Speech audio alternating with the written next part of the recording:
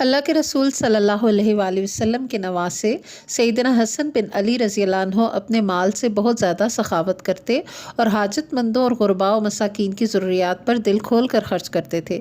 محمد بن سیرین کا بیان ہے کہ سیدنا حسن رضی اللہ عنہ اتنی سخاوت کرتے تھے کہ کبھی ایک ہی سائل کو 1,00,000 درہم عطا کر دیتے۔ ایک دفعہ آپ ایک شخص کے گھر کے قریب سے گزر رہے تھے کہ اس گھر سے کسی شخص کی دعا مانگنے کی آواز آئی۔ وہ کہہ رہا تھا، یا اللہ، میں تیری بارگاہ میں درخواست کرتا ہوں کہ تو مجھے 10,000 درہم کا مالک بنا دے۔ جب سیدنا حسن رضی اللہ عنہ نے یہ بات سنی تو چپکے سے ایک شخص کے ہاتھ اس کی طرف 10,000 درہم بھجوا دیے۔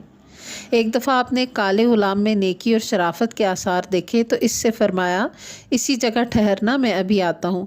آپ نے اس غلام کے مالک سے بات کی اور اس کی قیمت ادا کر کے اس کو آزاد کر دیا۔ ساتھ ہی وہ جگہ جہاں وہ غلام رہتا تھا وہ بھی خرید کر اسی غلام کے